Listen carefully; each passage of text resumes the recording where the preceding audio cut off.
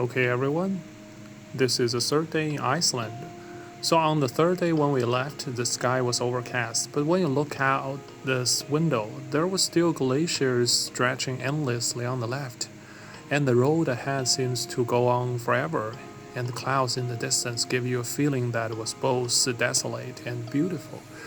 So, along the roadside, all the scenery kept changing. So, if you look at those few pictures now, they were all taken on the road.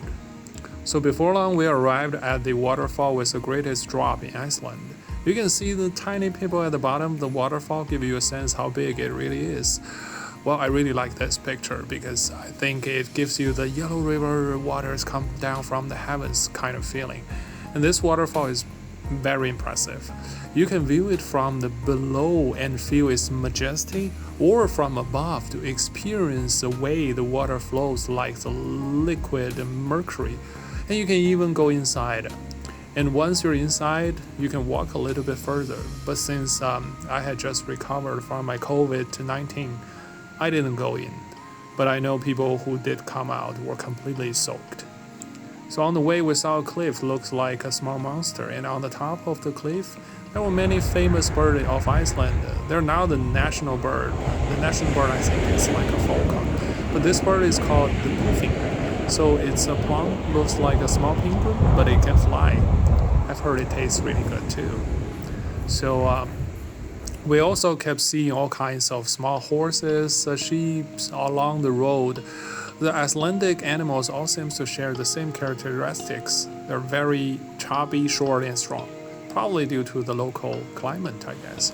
So finally, we arrived at the ice cave. Not the blue ice cave, but many people don't know that you can visit ice caves in Iceland in summer as well. However, this ice cave we visit has a relatively short area you can walk through, as you could faintly see that it wasn't completely frozen. So it was solid, but still you can see the tickling water behind the ice. Well, nevertheless, it gave us an eye-opening experience. So due to the refraction of the light, even in summer inside of the cave, they still have the deep blue glowing, finally flickering between the blocks of ice, and give us a sense of majesty and timelessness. It was a little bit creepy too, remind me something like the movie Aliens. So you can check out the pictures we took there. So this is iceberg. When I first arrived, it looks like a cold mountain because it seems quite dirty. But when you get up close, well, it's pretty dirty too.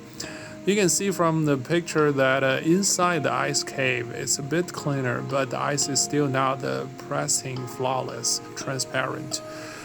It's more likely rugged, mottled, and layered. So I always felt it was something from a horror movie, like a sci-fi horror movie from the outer space. But when you are actually inside, you got the surreal feeling, like you're completely encased in solid ice. But when you look up, there is still sky above. Overall, it was a very strange, indescribable experience. I highly recommend it though. So if you look at this picture, it looks like something from Interstellar. I don't remember exactly what angle I shot it from, but the picture turns out to be quite special, right? So afterward, we casually headed to the black sand beach.